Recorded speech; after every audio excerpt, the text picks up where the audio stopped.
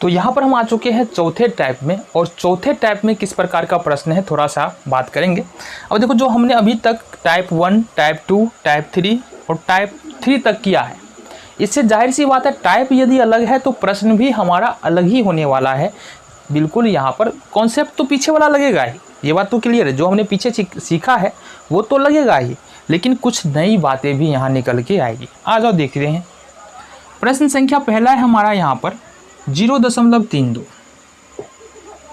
और अब की बार क्या हो रहा है, दशमलव के बाद 2 अंक है और केवल 1 अंक रिपीट हो रहा है। दशमलव के बाद कितने अंक है, 3, 2 अंक है और केवल 1 अंक रिपीट हो रहा है। यहाँ पर सिर्फ एक यूनिकनेस है, एक नई बात है, उसको समझ जाओ, बाद बाकी तुम खुद क्वेश्चन कर लोगे। यहाँ पर सबसे पहले काम वही करना है, माने लिखेंगे माना कि x बराबर 0.32, यहाँ से इट मीन्स कि हम इसको लिख सकते हैं x बराबर 0.3222, इस तरह से ये रिपीट होता हुआ चला जाएगा। इसको अपन मान लेंगे इक्वेशन नंबर फर्स्ट, समीकरण 1 इसको हमने मान लिया। देन करना क्या है, यहाँ पर सबसे पहला काम जो करना है ना, इस 3 को अपने को शिफ्ट कर लेना है इस तरफ। अब 3 तो ऐसे शिफ्ट होगा नहीं, जब समीकरण 1 को अगर 10 से गुना करेंगे तो 3 शिफ्ट होगा, तो कर लो। तो समीकरण 1 में 10 से गुना करो, ठीक है। तो 10 से गुना करेंगे तो x को अगर 10 से गुना करते हैं तो ये 10x हो जाता है, और 3.222 अगर 10 से गुना करते हैं तो ये 3 इधर शिफ्ट हो जाएगा, ये हो जाएगा 3.222, इस तरह से ये इक्वेशन हमारे पास 2 आ जाएगा, ठीक है जी। नाउ हमको पता है जो भी रिपीटिंग अंक होता है ना, कम से कम एक रिपीटिंग अंक, यानी 2 अंक रिपीट हो रहा है तो दोनों अंक को दूसरी तरफ ले जाना होता है। अब 1 अंक रिपीट हो रहा है, जैसे कि मान लो अगर हमारे पास 0.333 आ रहा है, इसको गुना करके 3 को इधर लाना होता है। अगर 0.2323 आ रहा है तो इस 2-3 को इधर ले आना होता है। अगर 0.235 ये रिपीट हो रहा है तो इस तीनों को हमको दशमलव के दूसरी तरफ ले जाना होता है। इसके लिए 1 अंक रिपीट हो रहा है 10 से गुना करते हैं, 2 अंक रिपीट हो रहा है 100 से गुना करते हैं, 3 अंक रिपीट हो रहा है तो 1000 से गुना करते हैं। ये बात तुमको हमने पहले भी बताया हुआ है।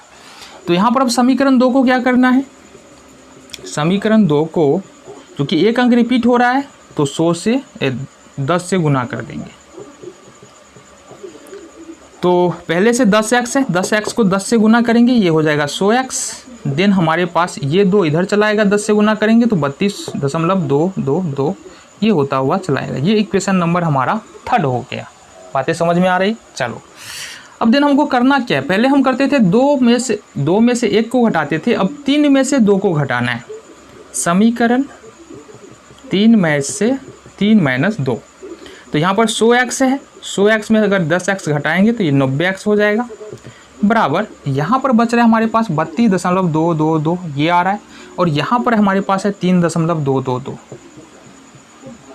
घटा लो, ये 0 हो जाएगा तुम्हारा। 12 में से 3 9 और ये 2, तो ये तुम्हारे पास कितना निकल के आ रहा है 29 यानी कि 29। देन अगर x बराबर लिखोगे तो तुम्हारे पास क्या आ जाएगा, ये आ जाएगा 29 और बट्टे में 90, ये तुम्हारे पास आ जाएगा। इसलिए नाउ हम लिख सकते हैं कि 0.32 का अगर हम भिन्न के रूप में लिखेंगे तो 29/90 यहाँ पर हमारा आएगा, ठीक है जी। अगले प्रश्न को देखें।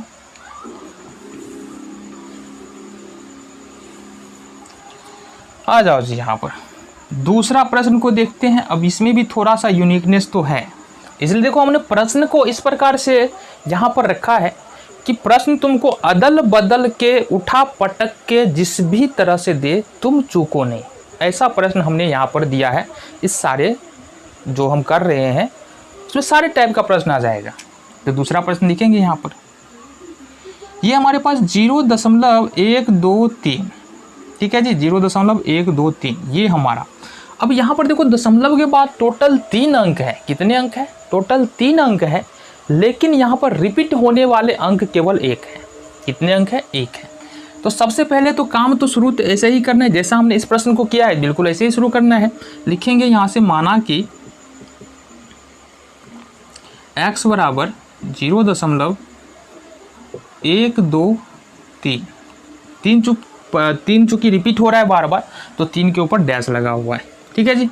अब हमको करना क्या है, जो नॉन रिपीटिंग डिजिट है दशमलव के बाद वैसा अंक जो रिपीट नहीं हो रहा है उसको हमको बाएं साइड ले जाना है। किधर ले जाना है? बाएं साइड। तो 2 ऐसा अंक है जो रिपीट नहीं हो रहा है, 1 2, तो इसको बाएं साइड ले जाना है। बताओ 2 अंक के यदि बाएं साइड ले जाएंगे तो हमको 100 से गुना करना पड़ेगा। 1 अंक को बाएं साइड ले जाते थे तो 10 से गुना करते थे, 2 अंक को अगर बाएं साइड ले जाएंगे तो 100 से गुना करना पड़ेगा।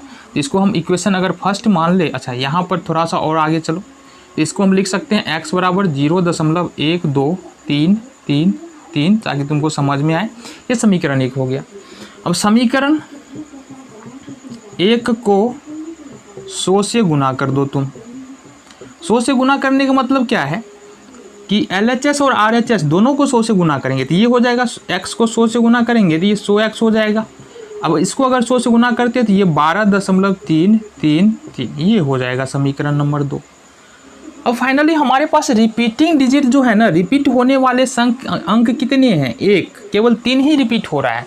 तो फिर से जो समीकरण 2 है उसको 10 से गुना करना पड़ेगा, क्योंकि रिपीट होने वाले अंक हमारे पास 1 है। तो लिखेंगे समीकरण 2 को 10 से गुना करने पर, तो यहाँ पर क्या है? 100x है, इसको 10 से गुना करेंगे ये 1000x हो जाएगा, और इसको अगर 10 से गुना करेंगे 123.333 हो जाएगा। ये समीकरण 3 हो गया। समीकरण 3 में से 2 को घटा लेना है। तो अगर मान लो 1000x है, 1000x में से 100 निकाल दिया हमने, तो ये हो जाएगा हमारे पास, पहले लिख लो समीकरण 3 - 2। तो 1000x में से अगर 100x घटाएंगे तो 900 हो जाएगा x, और बराबर में यदि घटाते हैं 123.333, ये है। ऊपर में है हमारे पास 12.333, ये है। ये तो 0 हो जाएगा।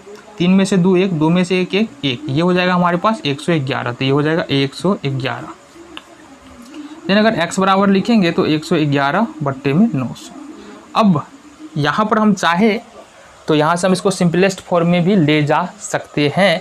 जैसे मान लो 3 से अगर यहाँ पर ये तो हो जाएगा 3 तिहाई 9, 300 हो जाएगा, ठीक है।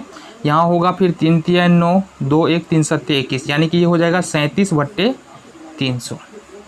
इसको सिंपलेस्ट फॉर्म में हम लोग लिख सकते हैं। तो ये फाइनली हमारा दूसरा और पहला क्वेश्चन यहाँ से ख़त्म होता है। लास्ट क्वेश्चन हमारा बचा इस टाइप में, इसको भी हम लोग देख लेते हैं और यहाँ का मामला ख़त्म करते हैं। अब देखो यहाँ पर हमारे पास जो तीसरे नंबर का प्रश्न है ना, उसमें क्या और उससे पहले के प्रश्नों में क्या अंतर है। तो यहाँ पर दिया है 15 दशमलव के बाद 3 अंक है 7 1 2, जिसमें जो लास्ट वाला 2 अंक है 1 2, ये रिपीट हो रहा है। देखो अगर तीसरे टाइप में बात करो ना, तो सारा क्वेश्चन एक दूसरे से डिफरेंट है ना, क्योंकि एक बार में क्वेश्चन इतना डिफिकल्ट नहीं है। एक बार में पहला टाइप तो समझ में आ जाएगा, लेकिन मान लो अगर दूसरे तरह का प्रश्न पूछ दिया तो वहाँ पे तो फंस जाएंगे। तो हमने क्वेश्चन को इस प्रकार रखा है कि कोई भी क्वेश्चन पूछे तुम कर पाओ, बस, या और क्या चाहिए। चलो जी, तो ये है हमारे पास। बनाएंगे तो ऐसे ही सॉल्व करना है जैसे हम पहले करते आए थे। चलो लिखते हैं, माना कि x बराबर 15.712, यहाँ पर ये रिपीट हो रहा है तो हमने लगा लिया। देन इसको लिख सकते हैं x बराबर 15.712, ये रिपीट हो रहा है। ये हो गया अपना इक्वेशन फर्स्ट। अब देखो दशमलव के बाद ऐसे कितने अंक है जो रिपीट नहीं हो रहे हैं, तो ऐसे केवल 1 अंक है 7। तो इस 7 को क्या करना है, इस तरफ लाना है, और इस तरफ लाने के लिए क्या करना पड़ेगा, समीकरण 1 को 10 से गुना करेंगे तब जाके 7 इधर आ जाएगा। तो लिखेंगे समीकरण 1 को 10 से गुना करने, ये हो जाएगा हमारा 10x, और ये हो जाएगा हमारे पास 157, चूँकि 7 तो इधर चलाएगा, 0.121212, ये इक्वेशन 2 हो जाएगा। अब हमको एक बात बता दो, रिपीटिंग अंक कितना है? 2 अंक रिपीट हो रहा है, 2 अंक रिपीट हो रहा है ना। तो फिर से समीकरण को क्या करना है, फिर से समीकरण को हमको 100 से गुना करना है। क्योंकि 1 अंक रिपीट होता है तो 10 से गुना करते हैं, 2 अंक रिपीट हो रहा है तो यहाँ पर 100 से गुना करेंगे। तो समीकरण 2 को 100 से गुना करने पर, तो यहाँ पर अगर 10x को 100 से गुना करें तो ये 1000x हो जाएगा। बराबर में अगर इसको 100 से गुना करें RHS में तो ये होगा 157 12.1212, या 1 2 1 2 1 2 बोलोगे, क्योंकि पढ़ने का रूल ये है।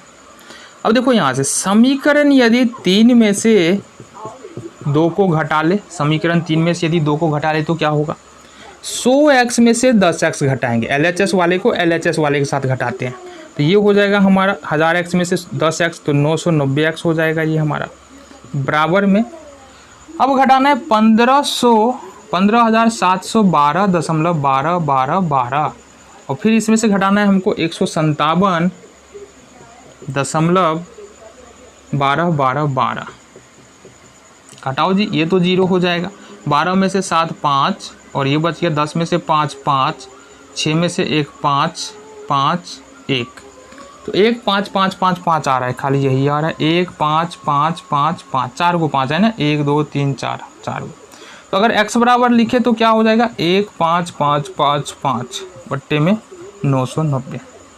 जैसा कि तुमको पता चल रहा है, यहाँ से हम इसको सिंपलेस्ट फॉर्म में भी लिख सकते हैं, मतलब इसको काट भी सकते हैं, तो सिंपली हम क्या कर सकते हैं 15.712 बराबर आ जाता है हमारा 15555 और बट्टे में 990, ये हमारा उत्तर हो गया।